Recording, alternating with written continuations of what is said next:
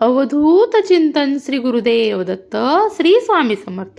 स्वामी भक्तांनो, जुन्या कपड्यांचा दान म्हणजे फक्त जुने कपडे दुसऱ्या व्यक्तीकडे देणे नाही, तर त्यातली ऊर्जा, पुण्य आणि आपल्या आयुष्यातील सकारात्मक आणि नकारात्मक परिणाम यांचाही विचार केला जातो. अनेक वेळा आपण जुने कपडे फक्त अस्वस्थ झाले, छोटे झाले, जुने झाले म्हणून देतो, पण काही नियम पाळल्यास दानाचे पुण्य जास्त होते आणि नकारात्मक परिणाम हे टाळता येतात. 99% लोक काही चुका करून दान करतात, ज्या आपल्याला माहीत नसल्यामुळे होतात. या चुका केल्यास आपल्याला पुण्य मिळण्याऐवजी नकारात्मक परिणाम हे भोगावे लागू शकतात. म्हणून जुने कपडे दान करताना सावधगिरी आणि योग्य पद्धत पाळणे अत्यंत आवश्यक आहे. तर मित्रांनो, जुने कपडे दान करताना काही नियम पाळायलाच हवे. त्यामध्ये जुन्या कपड्यांना नेहमी स्वच्छ करून द्यावे. अंगावरचे किंवा घाणेरडे कपडे कधीही द्यायचे नाहीत.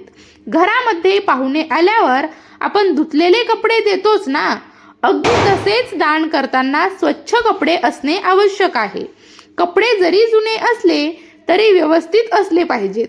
फाटके, तुटके किंवा कपडे दान केल्यास उलट नकारात्मक परिणाम येऊ शकतात आणि त्याचं पुण्य आपल्याला मिळत नाही.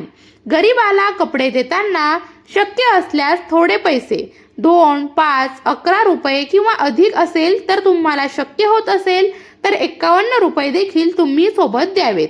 तसेच काही लोक अन्न साहित्य जसे की मीठ, तेल, कांदा, डाळ इत्यादीही सोबत देतात. पैसा ही लक्ष्मी आहे, त्यामुळे थोडा पैसा दानात सामील केल्यास पुण्य हे वाढत असतं. सामान्य दिवस निवडावा, गुरुवार टाळावा. शक्य असल्यास गुरुवारला कपडे दान करू नये. गुरुवार घरात स्वच्छतेसाठी राखीव असतो आणि या दिवशी दान केल्यास नकारात्मक परिणाम येऊ शकतो. जुने कपडे योग्य व्यक्तीला द्या. कपडे जरी जवळच्या नातेवाईकांना दिले तरी थेट अंगावरचे कपडे देऊ नयेत. प्रत्येक व्यक्तीच्या ऊर्जा भिन्न असते, त्यामुळे कपडे व्यवस्थित धुतलेले आणि स्वच्छ करूनच द्यावेत. नवीन ट्रेंडमुळे जुने कपडे वापरण्याची इच्छा नसली तरीही योग्य दान पद्धती पाळल्यास पुण्य मिळतं. कपड्यांसोबत थोडे पैसे किंवा वस्तू दान केल्यास लक्ष्मी ही स्थिर राहते आणि घरामध्ये सौख्य वाढतं. स्त्रियांमध्ये कपड्यांची आवड जास्त असल्यामुळे योग्य पद्धतीने दान केल्यास पुण्य जास्त मिळतं. दान करताना जुने मालकाचे अनुभव, ऊर्जा नवीन व्यक्तीकडे जाण्यापासून टाळण्यासाठी हे नियम पाळणे आवश्यक आहे. कपडे फक्त धुतलेले, व्यवस्थित आणि फाटलेले नसावेत, कारण त्यामुळे जीवनातील नकारात्मकता कमी होते. दान करताना कपडे देण्याआधी त्यांच्या स्वच्छतेची खात्री नक्की करा. कपडे देताना थोडे पैसे किंवा अन्न साहित्य देण्याचा विचार करा. जवळच्या व्यक्तींना कपडे देताना व्यवस्थित आणि फाटके नसलेलेच द्या. शक्यतो गुरुवार टाळा आणि सामान्य दिवस निवडा. कपडे दान करताना सकारात्मक भावना ठेवणं हे अत्यंत आवश्यक आहे. दानाचे फायदे आणि सकारात्मक परिणाम. योग्य पद्धतीने कपडे दान केले तर घरामध्ये सकारात्मक ऊर्जा वाढते, जीवनातील संकट, दुःख कमी होतं आणि सुख समृद्धी वाढतं.